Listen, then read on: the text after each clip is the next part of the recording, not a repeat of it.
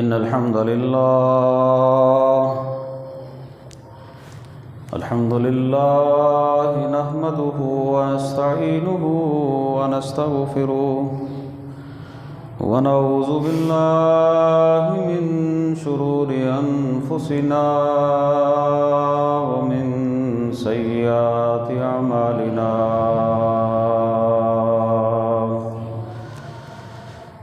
من يهده الله فلا مضل له ومن يضلل فلا هادي له وأشهد أن لا إله إلا الله وحده لا شريك له وأشهد أن محمدًا عبده ورسوله أما بعد فإن خير الحديث كتاب الله وخير الهدي هدي محمد صلى الله عليه وسلم وشر الأمور محدثاتها وكل محدثة بدعة وكل بدعة ضلالة وكل ضلالة في النار يا أيها الذين آمنوا اتقوا الله حق تقاته ولا تموتن إلا وأنتم مسلمون يا أيها الناس اتقوا ربكم الذي خلقكم من نفس واحدة وخلق منها زوجها وبث منهما رجالا كثيرا ونساء واتقوا الله الذي تساءلون به والأرحام إن الله كان عليكم رقيبا يا أيها الذين آمنوا اتقوا الله وقولوا قولا سديدا يصلح لكم أعمالكم ويغفر لكم ذنوبكم ومن يطع الله ورسوله فقد فاز فوزا عظيما رب اشرح لي صدري ويسر لي أمري واحلل عقدة من لساني يفقهوا قولي واجعل لي وزيرا من أهلي اللهم انفعنا بما علمتنا وعلمنا ما ينفعنا وزدنا علما أعوذ بالله السميع العليم من الشيطان الرجيم من همزه ونفخه ونفثه بسم الله الرحمن الرحيم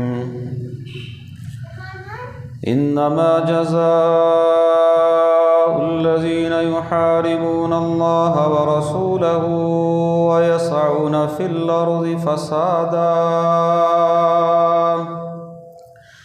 أن يقتلوا أو يصلبوا أو تقطع أيديهم وأرجلهم من خلاف أو ينفوا من الأرض ذلك لهم خزي في الدنيا ولهم في الآخرة عذاب عظيم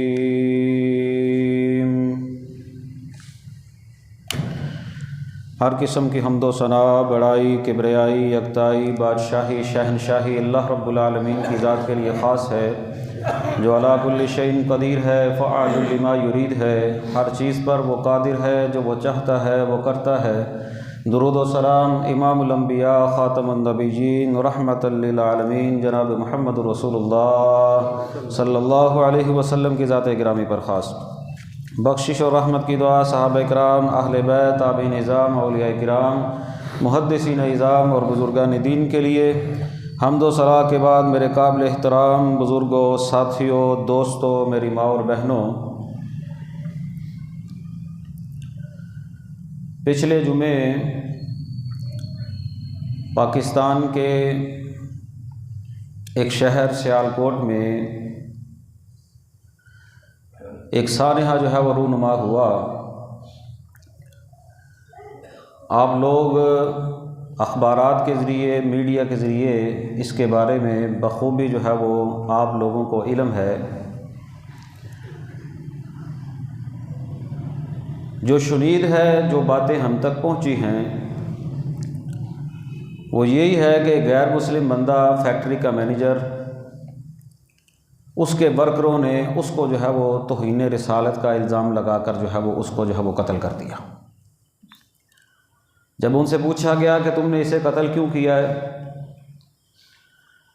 انہوں نے کہا کہ ہماری ایک دیوار کے اوپر یا ایک مشین کے اوپر لبیک یا حسین، یا بعض نے یہ بھی کہا کہ درود لکھا ہوا تھا۔ اس بندے نے اس کو اتارا اور اتار کر جو ہے وہ نیچے ردی کی ٹوکری میں گرا دیا، اس وجہ سے ہم نے جو ہے وہ اسے قتل کر دیا۔ اور پھر قتل ہی نہیں، پوسٹ مارٹم رپورٹ میں اس بندے کے جسم کی سوائے ایک پاؤں کے ساری کی ساری ہڈیاں چورا چورا ہو چکی تھیں۔ اور پھر یہیں پر بس نہیں، شہر کی جی ٹی روڈ کے اوپر اس کو جو ہے وہ گھسیٹا گیا۔ گھسیٹنے تک بھی بس نہیں، پھر اس بندے کو آگ لگائی گئی۔ آگ لگانے تک بھی بس نہیں، پھر اس بندے کو آگ لگا کر ایک مجمع، ایک ہجوم نے تماشا دیکھا، اور جو ہماری جو ہے وہ اخلاقیات آج ختم ہو چکی ہیں، ہر چیز کے ساتھ سیلفی لینے والا سسٹم، پھر اس بندے کی لاش کے ساتھ جو ہے وہ غازی بن بن کر جو ہے وہ سیلفیاں بھی لی گئی، اور ہر کوئی بندہ آگے آگے ہو کر جو ہے وہ اپنے آپ کو غازی ثابت کرنے کے لیے میڈیا پر انٹرویو بھی دیتا رہا۔ یہ وہ واقعہ ہے جو ایک بدترین واقعہ جو ہے وہ اسلام کے نام پر جو ہے وہ رونما ہوا۔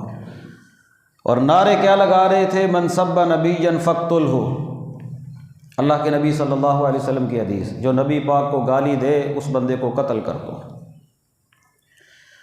قرآن مجید میں اللہ رب العالمین نے یہ جو آیت کریمہ میں نے آپ کے سامنے جو ہے وہ تلاوت کی ہے نا، اس میں اللہ فرماتے ہیں انما جزاء الذین یحاربون اللہ ورسولہ ویسعون فی الارض فسادا، جو لوگ زمین کے اندر فساد برپا کرتے ہیں نا، یہ صرف قتل نہیں ہے، یہ فساد ہے۔ والفتنۃ اشد من القتل والفتنۃ اکبر من القتل، فتنہ جو ہے وہ یہ قتل سے بھی زیادہ جو ہے وہ سخت ہے۔ فتنہ جو ہے یہ قتل سے بھی بڑا جو ہے وہ گناہ ہے۔ اور زمین کے اندر فساد جو ہے وہ پیدا کرنا، دہشت کا ماحول جو ہے وہ پیدا کر دیا گیا۔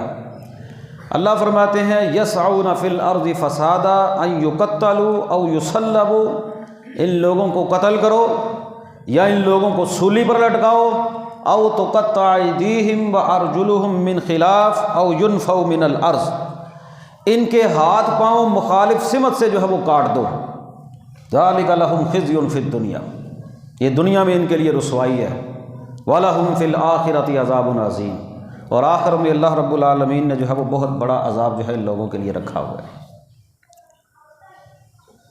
اس بات کے اندر کوئی دو رائے نہیں کہ نبی پاک صلی اللہ علیہ وسلم کی حرمت کے سامنے، نبی پاک صلی اللہ علیہ وسلم کی حرمت کی جب بات آئے تو ایک مومن اور مسلم جو ہے وہ خاموش ہو جائے، یہ ایمان کا حصہ ہی نہیں۔ ہمارے ملک پاکستان کے اندر توہین رسالت کا قانون موجود ہے۔ آج کے اس فتنے کے دور کے اندر علماء نے اسی لیے یہ فتوے دیے کہ کوئی بندہ اکیلے یہ فیصلہ نہ کرے کہ یہ بندہ جو ہے وہ اس نے توہین رسالت کا کام کیا یا نہیں کیا۔ اصل میں ہمارے ماضی میں جو واقعات ہوئے ہیں نا، جس طرح ان لوگوں کو پروٹوکول ملا اور جس طرح ان لوگوں کو عزت ملی نا، تو ہر کوئی بندہ جو ہے وہ سستی شہرت بھی چاہتا ہے۔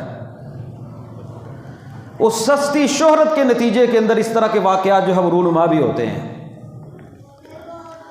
جب تک کسی بندے کا گناہ ثابت نہ ہو جائے تب تک اس بندے کو قتل نہیں کیا جا سکتا، اور قتل تو ایک الگ چیز ہے، آگ کے اندر جلایا گیا، جو صرف اور صرف اللہ رب العالمین کے لائق ہے کہ کسی کو جو ہے وہ عذاب آگ کا دے دے۔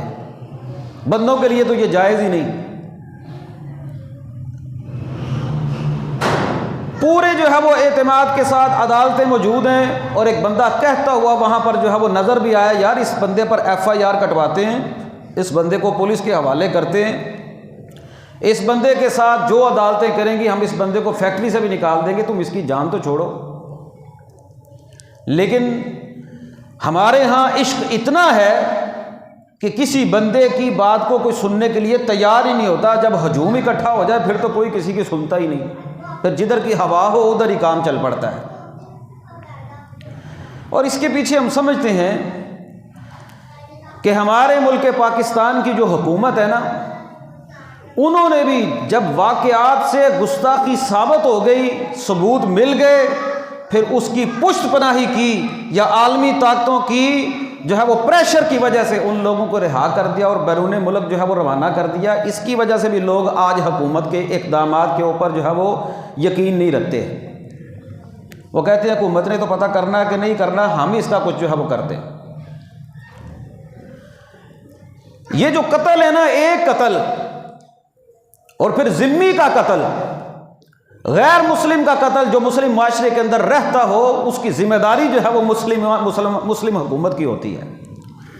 اللہ کے نبی صلی اللہ علیہ وسلم نے فرمایا تھا، جس بندے نے کسی معاہد ذمی کو قتل کیا وہ بندہ جنت کی خوشبو بھی نہیں پائے گا۔ جنت کی خوشبو، حالانکہ فرمایا اللہ کے نبی نے 40 سال کی مسافت تک جو ہے وہ جنت کی خوشبو آتی ہوگی، وہ جنت کی خوشبو بھی نہیں پائے گا۔ اور دنیا کے اندر اللہ کے نبی صلی اللہ علیہ وسلم نے بتلایا، اول ما یقضی بین الناس یوم القیامہ فی الدماء، حقوق العباد کے اندر سب سے پہلے قیامت والے دن جس بات کا فیصلہ کیا جائے گا نا، وہ لوگوں کے خونوں کے بارے میں ہوگا، کہ کسی بندے نے کسی بندے کو دوسرے بندے کو قتل کر دیا ہوگا۔ حضرت آدم علیہ السلام کے 2 بیٹوں کے اندر جھگڑا ہوا، اس تکرار کا ذکر، اس واقعے کا ذکر قرآن مجید نے کیا ہے کہ قابیل نے حابیل کو زبردستی قتل کر دیا، اور اللہ کے نبی نے فرمایا قیامت تک کے لیے جو بندہ بھی قتل کیا جائے گا نا، قابیل کو اس کے گناہ میں سے ایک حصہ جو ہے وہ پہنچتا رہے گا۔ یہ گناہ کا عمل، ایسا عمل، قتل کا عمل۔ اور پھر نبی پاک صلی اللہ علیہ وسلم کی حدیث ہے واضح، فرمایا یجیء القاتل والمقتول، قیامت کا دن ہوگا، مقتول جو ہے وہ قاتل کے ساتھ جو ہے وہ آئے گا، اور مقتول نے قاتل کی گردن کو جو ہے وہ پکڑا ہوگا، اور وہ اللہ تعالیٰ سے سوال کرے گا، یا اللہ اس بندے سے پوچھ اس نے مجھے قتل کیوں کیا تھا۔ عبداللہ ابن عباس رضی اللہ تعالیٰ عنہ اس لیے کہا کرتے تھے، یہ حدیث سنا کر کہتے تھے، وَمَن يَقْتُلْ نَفْسًا مُؤْمِنًا وَمَن يَقْتُلْ مُؤْمِنًا مُتَعَمِّدًا فَجَزَاؤُهُ جَهَنَّمُ، جس بندے نے کسی مومن کو جان بوجھ کر قتل کیا اس کا بدلہ صرف اور صرف جہنم ہے۔ وہ بندہ اس کے بعد قتل کرنے کے بعد ایمان اور عمل صالح والے عمل بھی کر لینا۔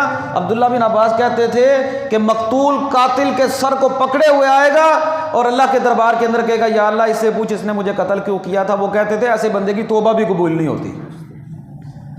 یہ عبداللہ بن عباس رضی اللہ تعالیٰ عنہ کا فتویٰ ہے، اور یہ تو ایک غیر مسلم ہے نا۔ اگر مسلمان معاشرے کے اندر کوئی مسلمان ہو، کوئی مومن ہو، اللہ فرماتے ہیں جس نے ایک جان کو قتل کیا اس نے پوری کی پوری انسانیت کو قتل کیا۔ جس نے ایک جان کو بچایا اس نے پوری کی پوری انسانیت کو بچایا۔ ومن قتل نفسا بغیر نفس او فساد فی الارض، جس نے قتل کیا کسی جان کو یا زمین میں فساد پیدا کیا، فکانما قتل الناس جميعا، گویا کہ اس نے ساری کی ساری انسانیت کو جو ہے وہ قتل کر دیا۔ قرآن مجید میں اللہ رب العالمین فرماتے ہیں وَلَا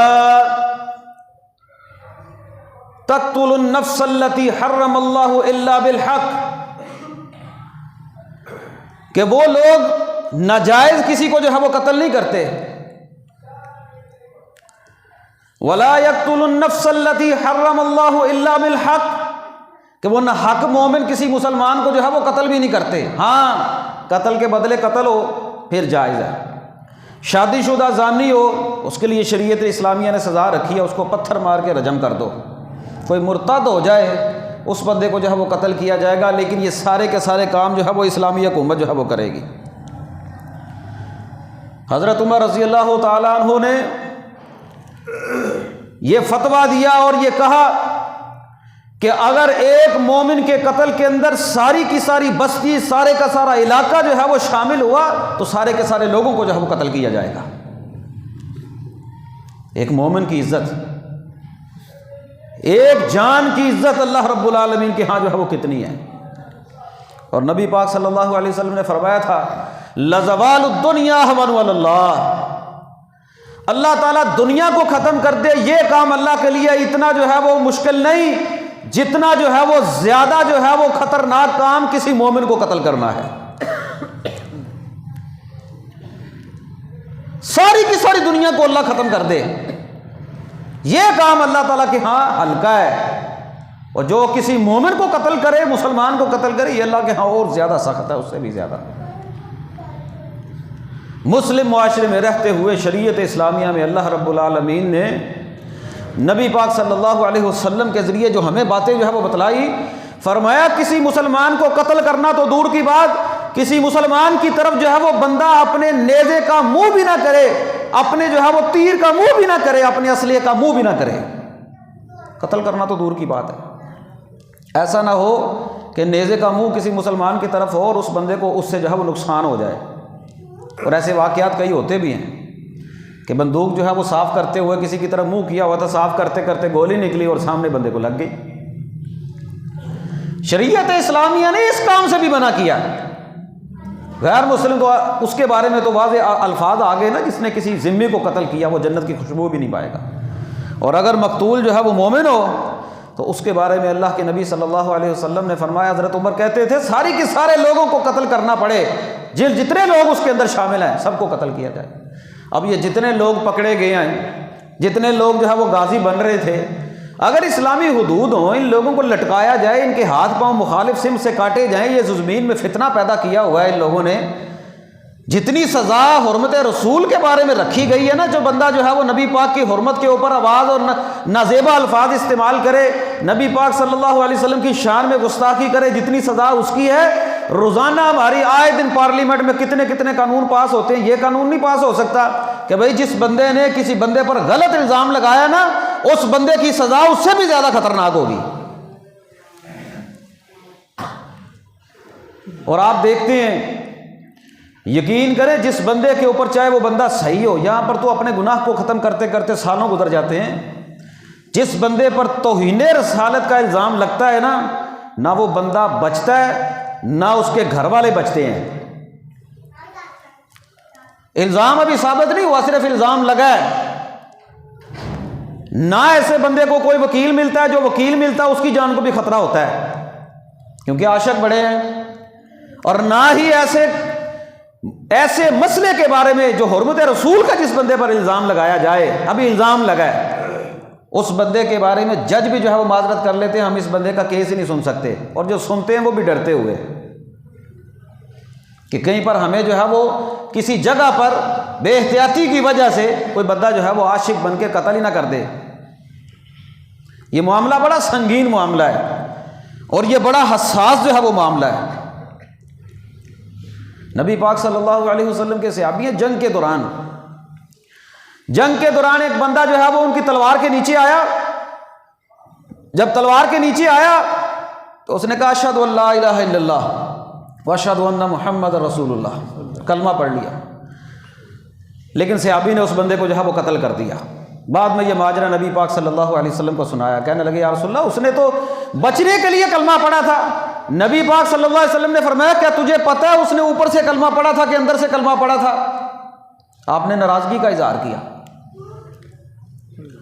کہ تم نے اس بندے کو قتل کیوں کیا، اس نے کلمہ پڑھ لیا تھا۔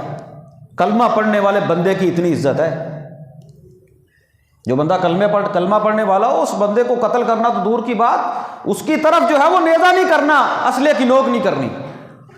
اور ایک جنگ کے دوران حضرت خالد بن ولید رضی اللہ تعالیٰ عنہ کے سامنے کچھ بندوں نے کلمہ پڑھ لیا۔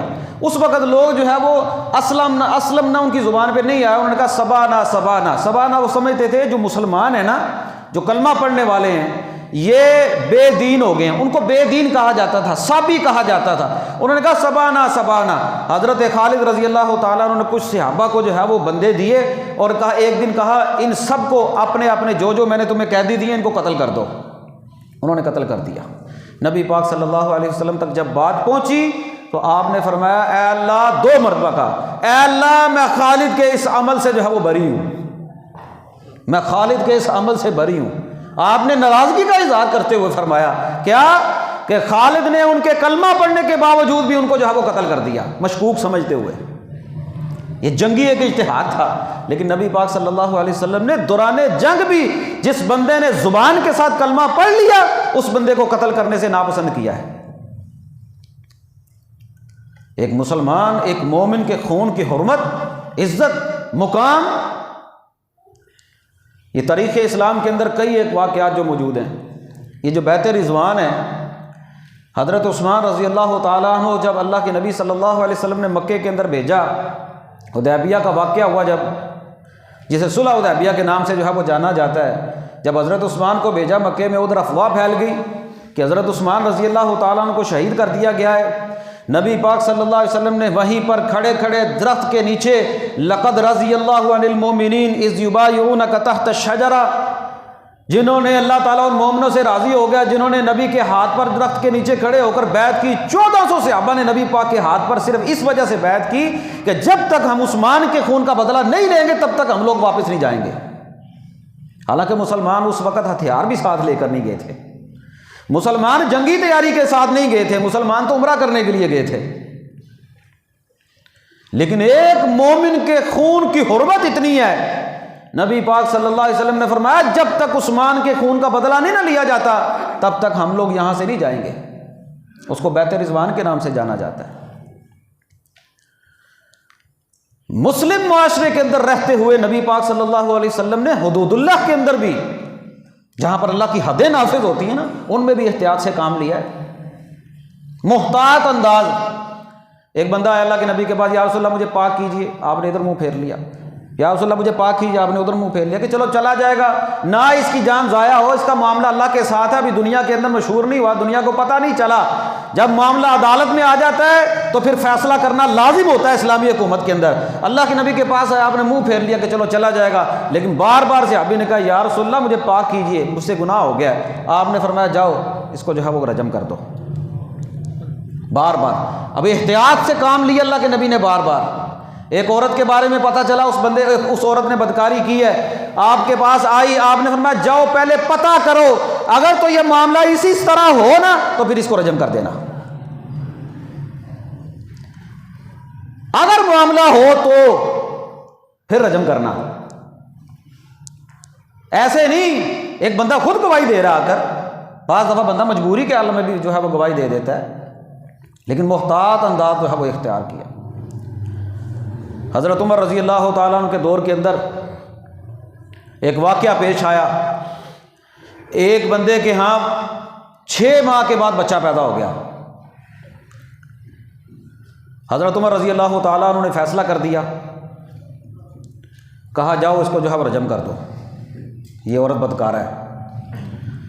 پتہ چلا حضرت عثمان رضی اللہ تعالیٰ عنہ کو، حضرت عثمان رضی اللہ تعالیٰ عنہ نے قرآن مجید کی آیت پیش کی، کہا وَحَمْلُهُ وَفِصَالُهُ 30 شَهْرًا، قرآن مجید نے حمل کی مدت اور دودھ پلانے کی مدت جو ہے وہ 30 مہینے ذکر کی ہے، 30 مہینے۔ قرآن دوسری جگہ پر کہتا ہے حولین کاملین، 2 سال مکمل جو ہے وہ عورت جو ہے وہ اپنے بچے کو دودھ پلا سکتی ہے، اس سے زیادہ نہیں۔ 2 سال کے مہینے کتنے بنے؟ 24 مہینے، باقی کتنے بچے؟ 6 مہینے۔ کہنے لگے 30 مہینے کی مدت اللہ رب العالمین نے مقرر کی ہے، 24 مہینے دودھ کے نکال دیں، 6 مہینے باقی حمل۔ اس کا مطلب یہ ہوا کہ یہ جائز صورت ہے، یہ بچہ حلال ہے۔ حضرت عمر رضی اللہ تعالیٰ عنہ نے جب یہ فیصلہ سنا، فقاہت دیکھی حضرت عثمان رضی اللہ تعالیٰ عنہ کے، صحابی رسول تھے حضرت عمر بھی، یہ غالباً حضرت عثمان نے حضرت علی نے فیصلہ یہی دیا تھا، تو حضرت عمر رضی اللہ تعالیٰ عنہ بعد آ گئے، کہا یہ فیصلہ صحیح ہے، یہ نہیں کہ اور کوئی بندہ دوسرے بندے پر جو ہے وہ چڑھائی کر دے، دلیل ہونی چاہیے۔ ایک مومن ایک مسلمان کی جان کو قتل کرنے سے پہلے اس کے بارے میں مکمل جو ہے وہ احتیاط ہو، چاہے حدود اللہ ہی کیوں نہ ہو۔ اسی طرح کا ایک واقعہ تاریخ کی کتابوں میں بھی ملتا ہے کہ شاید ایک ایسا استثنائی، ایک عجیب و غریب ایک ہی واقعہ ہے۔ حضرت عمر رضی اللہ تعالیٰ عنہ کے دور کے اندر ایک بندہ اللہ حضرت عمر کے پاس آیا، آ کر کہنے لگا امیر المومنین، جب میں اپنے گھر سے گیا تھا نا تو میری بیوی جو ہے وہ حاملہ تھی، آج میں 2 سال کے بعد واپس آیا ہوں، میری بیوی اب بھی حاملہ ہے۔ حضرت عمر رضی اللہ تعالیٰ عنہ نے فیصلہ دے دیا کہ یہ عورت بدکارہ ہے، 2 سال تو نہیں نا عمر رہتا، زیادہ سے زیادہ جو ہے وہ 9 مہینے 10 مہینے کے بعد بچہ پیدا ہو جانا چاہیے تھا، میں 2 سال کے بعد آیا ہوں۔ جب فیصلہ حضرت عمر کے پاس گیا، انہوں نے کہا اس کو قتل کر دو، رجم کرو اسے۔ جب رجم کا فیصلہ ہوا نا، حضرت معاذ بن جبل رضی اللہ تعالیٰ عنہ تک یہ بات پہنچی۔ حضرت معاذ بن جبل کہنے لگے امیر المومنین تھوڑا صبر کریں، بچہ پیدا ہونے دیں، پھر دیکھتے ہیں، پھر فیصلہ کریں گے۔ جب بچہ پیدا ہوا تو بچے کی ساری شکل و شبہ جو ہے وہ باپ پر تھی، اور ماں کے پیٹ کے اندر ہی بچے کے اگلے 2 دانت نکل چکے تھے۔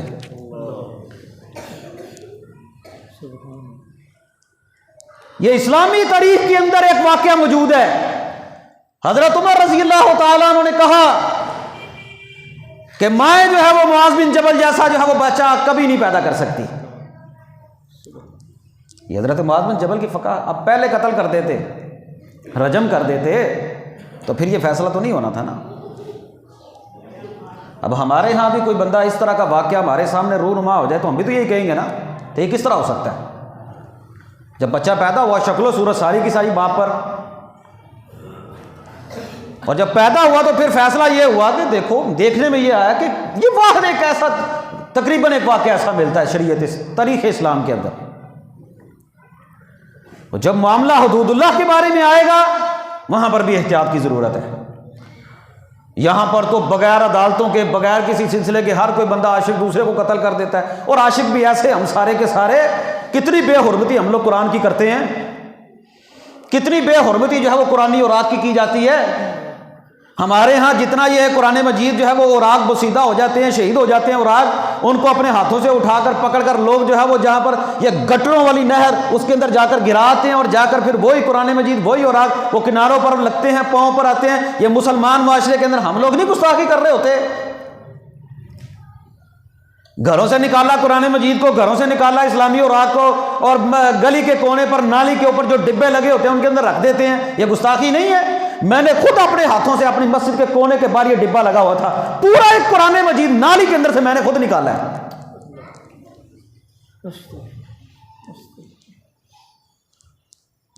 کیا ہم لوگ گستاخی نہیں کرتے؟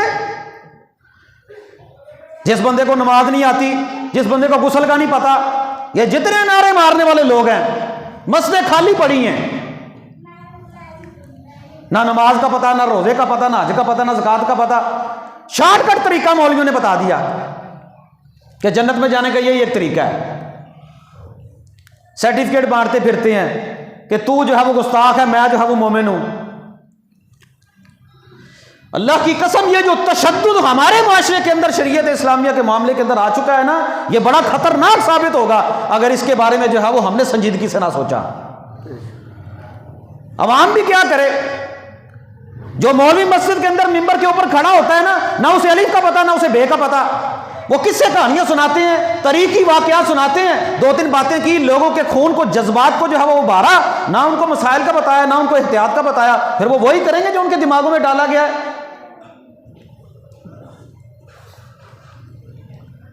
یہ سراسر زیادتی ہے۔ یہ خوشاب کے اندر جو واقعہ ہوا تھا پیچھے، بینک مینیجر کو اس کے گارڈ نے سامنے بیٹھے ہوئے گولی مار کے قتل کر دیا تھا۔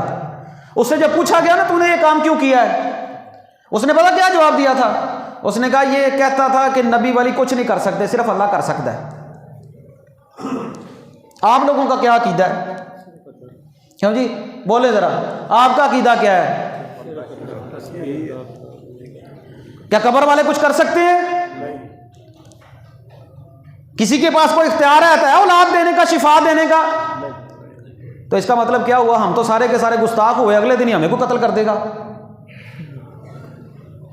یہ جو پیمانہ ہے گستاخی کا، یہ کون مقرر کرے گا؟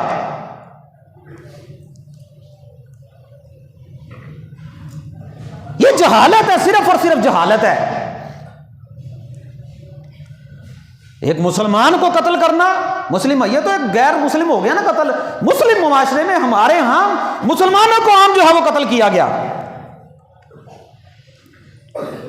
آپ کے گجرانوالہ میں واقعہ ہوا تھا خیالی کے اندر، ایک عورت کا جھگڑا ہوا کسی نوجوان کے ساتھ، اس نے کہا اس نے قرآن اور آگ کو جلا دیا ہے۔ لوگوں نے جو اس کا حشر کیا تھا وہ آپ لوگوں کو یاد ہوگا شاید، اس کو بھی یہی کام کیا تھا، اس کے ساتھ بھی آگ لگا کر اس کے ساتھ بھی وہاں پر وہ کام کیا گیا تھا۔ بارش نوجوان حافظ قرآن، کوئی ہے پیمانہ قتل کرنے کا؟ یہ سیالکوٹ کے اندر اب واقعہ ہوا ہے نا، یہ چند سال پہلے کا واقعہ، 2-4 سال پہلے کا واقعہ ہوگا۔ 2 سگے بھائیوں کو قتل کیا گیا تھا، ان کو لٹکایا گیا تھا، ان کو گھسیٹا گیا تھا، وہاں پر بھی ان کے اوپر یہ الزام لگا تھا کہ ان لوگوں نے بے حرمتی کی ہے قرآن کی، توہین رسالت کا کیس بنا دیا۔ اگر اس واقعے کے اوپر نوٹس لیا ہوتا تو آج یہ واقعہ رونما ہی نہ ہوتا۔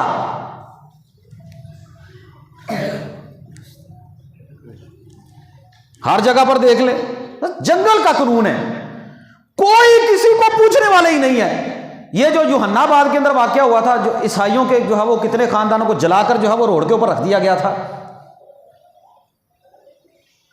ہر غیر مسلم جو ہے وہ گستاخ ہو گیا۔ جب تک ثبوت نہیں ہے کوئی گستاخ نہیں ہے۔ اس بات کے اندر کوئی دو رائے نہیں کہ نبی پاک صلی اللہ علیہ وسلم کا عزت، احترام، مقام ہر چیز سے بڑھ کر ہماری آنکھوں کے زیادہ جو ہے وہ سب سے زیادہ ہمارے جسم کے اندر، دل کے اندر۔ لیکن اس فتنوں کے دور کے اندر میں تو یہی مشورہ دوں گا، بحیثیت خطیب میں یہ نصیحت کروں گا، اس فتنوں کے دور کے اندر کسی بھی دینی مسئلے کے اندر آپ اگر یہ دیکھیں نا یہاں پر تشدد پیدا ہو رہا ہے، لڑائی جھگڑے والا ماحول پیدا ہو رہا ہے، آپ اس مجلس کو چھوڑ دیں۔ زبردستی ڈنڈے کے زور پر منانا ہمارا کام نہیں ہے۔ جہاں پر دیکھیں کہ تشدد والا ماحول بن گیا ہے، آپ وہاں سے اٹھ جائیں، اس مجلس کو ہی چھوڑ دیں۔ اور اگر کہیں پر پتہ چل جائے کہ ایسا واقعہ رونما ہو گیا ہے تو پولیس کو انفارم کرے، بندہ جو ہو سکتا ہے نا قانونی جو ہے وہ چارہ جوئی کرے، خود سے کوئی فیصلہ نہیں کر سکتا۔ اب فتنہ بن جائے گا نا، اب یہ مسئلہ اب اتنا حساس ہو گیا کہ ہر کوئی بندہ دوسرے بندے کو گستاخ کہہ کے قتل کر دیتا ہے، اور پھر غازی بنے پھرتے ہیں سارے کے سارے۔ ایک اور رادھا کرشن کے اندر واقعہ ہوا تھا، سارے کا سارا خاندان انہوں نے بھٹے کے اندر ڈال کر جلا دیا تھا۔ عجیب و غریب ایک فضا ہے ملک پاکستان کے اندر۔ یہ پچھلے دنوں یہ ناظم جوکھیوں نے، یہ کراچی کے اندر جو قتل ہوا ہے، اس نے ایم پی اے کی گاڑی کو صرف یہ کہا یار راستہ دے دو، انہوں نے پکڑ کے گولی مار دی، وہ بندہ ہی مار دیا۔ ہے کوئی انسانی جان کی قدر؟ بھئی راستہ دے دو۔ ایم پی اے تو فرعون ہوتا ہے نا، M L A M P A فرعون ہوتا ہے نا، یہ تو انسان نہیں ہوتے۔ جس کے پاس 4 پیسے ہوتے ہیں وہ کیڑے مکوڑوں کی طرح جو ہے وہ غریب آدمی کو کچل دیتا ہے۔ اب انکوائری چلے گی، چلتے چلتے وہ رخصت مل جائے گی، پھر چھوٹ جائے گا۔ عجیب و غریب ایک منظر ہے۔ پچھلے دن اخبار میں خبر ہے کسی بندے نے کسی کا 300 روپیہ دینا تھا، اس نے 300 نہیں دیا، اس نے سر میں جو ہے وہ ڈنڈا مارا، وہ بندہ ہی مر گیا۔ بچہ دکان سے انڈا لینے کے لیے گیا، اس سے انڈا ٹوٹ گیا، دکاندار نے کوئی چیز ماری، وہ بچہ وہیں پہ گر کے مر گیا۔ یہاں پر تو انڈا ٹوٹنے پر قتل ہو رہے ہیں، انسانی جان کی کوئی قدر ہی کوئی نہیں ہے۔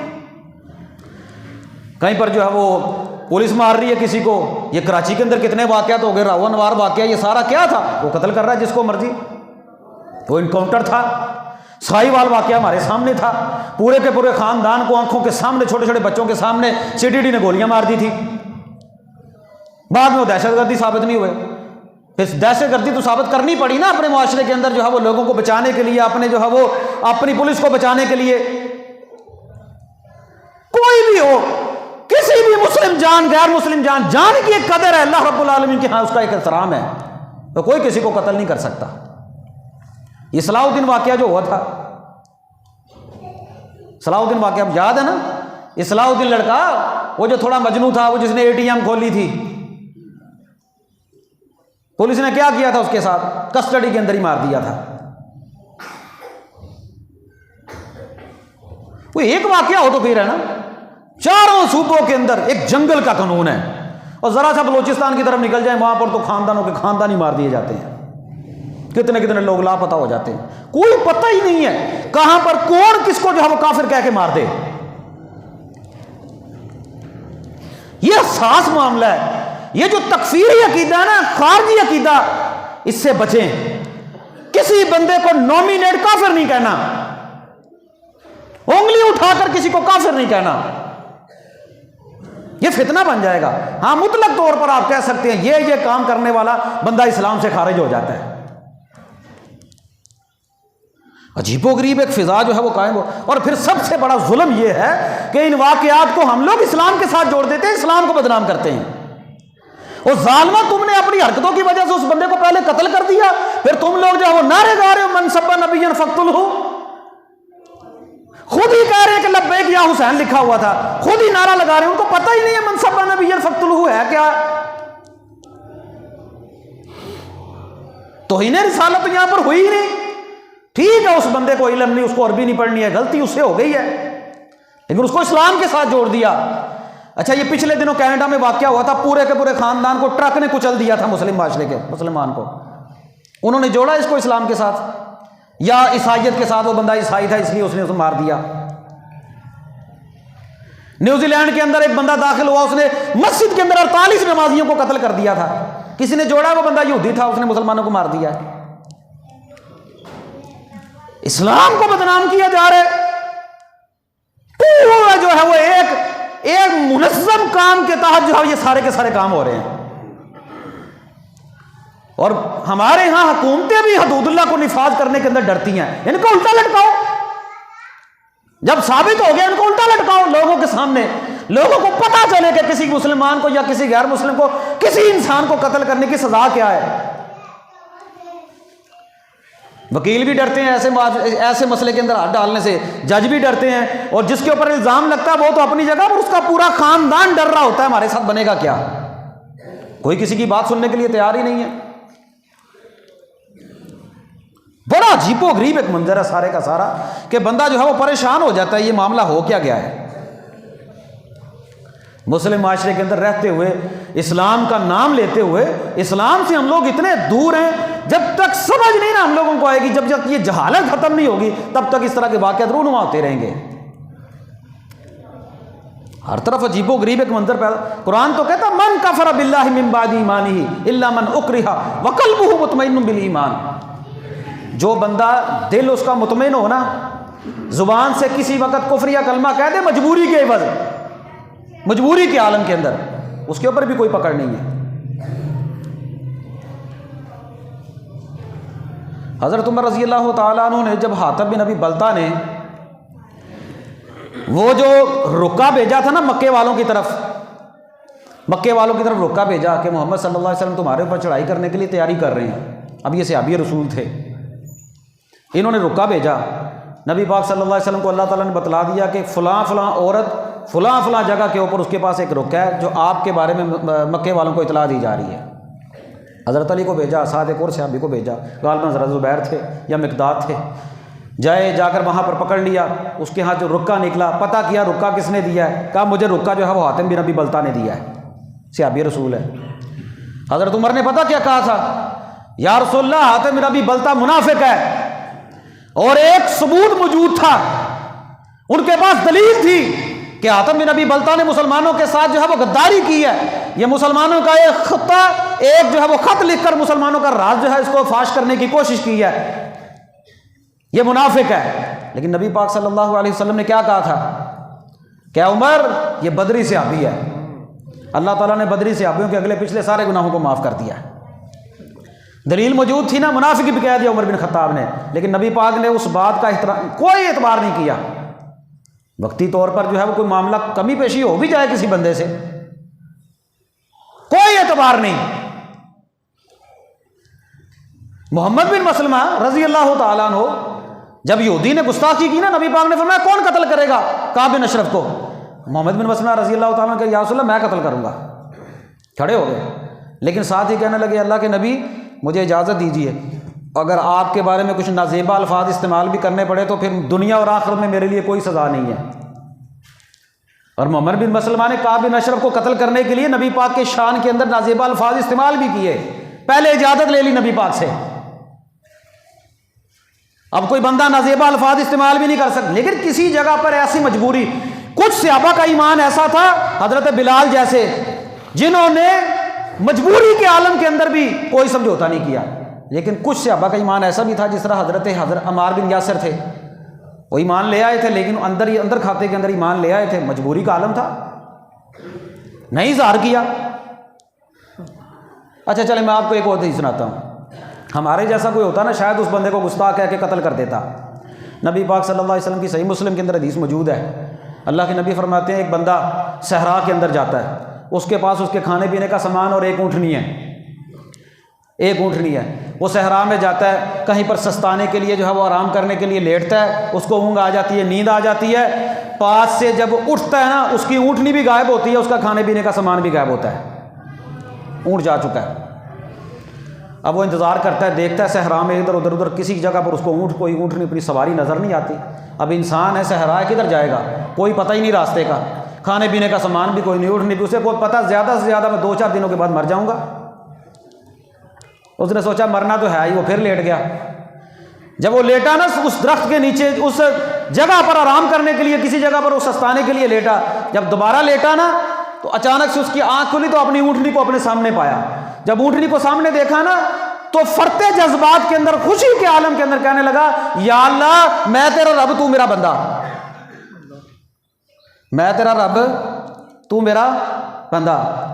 کفر ہے کہ نہیں؟ اللہ کو اپنا بندہ کہنا کفر ہے کہ نہیں؟ لیکن فرتے جذبات میں کوئی لفظ نکل آیا تو معافی بھی دے دیا کرو کسی کو، سبقت لسانی کی وجہ سے کوئی لفظ نکل آئے تو معافی ہے اسلام کے اندر۔ یہاں پر جو ہے وہ سارے لنگوٹا کس کے جو ہے وہ قتل کرنے ٹور پہ دینے، قتل کی سزا نہیں ہے چھوٹی چھوٹی باتوں پر شریعت اسلامیہ کے اندر۔ اس بندے سے پوچھو تو صحیح یار یہ ہمیں 1-1.5 گھنٹے کا خطبہ دیتے ہیں، اللہ جانتا ہے ریکارڈنگ بھی ہو رہی ہوتی ہے، کسی جگہ سے کوئی کلپ کاٹا جاتا ہے اور اس کلپ کو کاٹ کر مشہور کر دیا جاتا ہے۔ اس کلپ کے اندر یار اگر کوئی سبقت لسانی ہو بھی گئی ہے تو سبقت لسانی اس بندے سے پوچھو تو صحیح کہ یار یہ سبقت لسانی ہو گئی ہے یا آپ نے جان بوجھ کر یہ لفظ استعمال کیے ہیں۔ صحیح مسلم کے اندر حدیث موجود ہے، اللہ کے نبی فرماتے ہیں وہ بندہ فرتے جذبات میں، خوشی کے عالم کے اندر کہتا ہے یا اللہ تو میرا بندہ میں تیرا رب۔ کئی نہیں شریعت اسلامیہ کے اندر نبی پاک نے کہا کہ اس بندے کو جو ہے وہ قتل کر دیں، فرمایا نبی پاک اللہ تعالیٰ مسکرائے اس بندے کی بات پر۔ تو میں تو بھائی بحیثیت خطیب آپ یہ واقعہ ہو گیا ہے، یہ ہماری حکومت نے بھی اپیل کی تھی بتانا، ہم تو پہلے بھی بتاتے رہتے ہیں، اب بھی میں یہی بتا رہا ہوں، نبی پاک صلی اللہ علیہ وسلم کی حرمت کے اوپر کوئی سمجھوتا نہیں، نہ اس قانون کو تبدیل کرنے کے اندر کوئی سمجھوتا ہے۔ ایک نیا قانون بنائیں، وہ نیا قانون کیا ہے کہ جو بندہ کسی کے اوپر گستاخی کا جو ہے وہ فتویٰ لگائے گا، اگر اس کو وہ ثابت نہ کر سکا تو اس بندے کو سخت ترین سزا جو ہے وہ دی جائے گی۔ اس بندے کے سارے خاندان کو تم نے آزمائش میں ڈال دیا گستاخی کا فتویٰ لگا کر، یہ نہیں چلے گا۔ اور پھر کسی مسئلے کے اندر شریعت مسلمانوں کے معاشرے میں رہتے ہوئے، یہاں پر ہم لوگ مکس رہتے ہیں، دیوبندی، بریلوی، اہل حدیث، شیعہ، کچھ بھی ہے یار، کسی مسئلے کے اندر آپ دیکھیے نا بات حد سے زیادہ بڑھ گئی ہے، لڑائی تک معاملہ آ گیا ہے، اس مسئلے کو چھوڑ دیں، اس مجلس کو چھوڑ دیں، چاہے جائے کہ معاشرے کے اندر ایک فتنہ برپا ہو جائے۔ یہ جب مذہبی فتنہ رونما ہوتے ہیں نا تو پھر خاندانوں کے خاندان، محلوں کے محلے جو ہے وہ قتل ہوتے ہیں، لوگوں کو ابھارا جاتا ہے، کسی کا اعلیٰ کار نہ بنے۔ ہمیشہ سے مذہبی جماعتیں جو ہے وہ کسی نہ کسی کا اعلیٰ کار بنتی آئی ہیں۔ تو پیارے بھائیوں، آج کے اس خطبے کا لب لباب اور خلاصہ جو میں نے آپ کے سامنے جو ہے وہ بیان کیا ہے وہ یہ ہے مختصر کہ یہ جو ثانیہ سیالکوٹ ہوا بڑی زیادتی ہے، درندگی تھی، ان کو سزا ملنی چاہیے، اور آئندہ سے ایسے واقعات کی روک تھام کے لیے ہم لوگ بھی یہی کہتے ہیں، اور حکومت تو ویسے ہی کام کر رہی ہے۔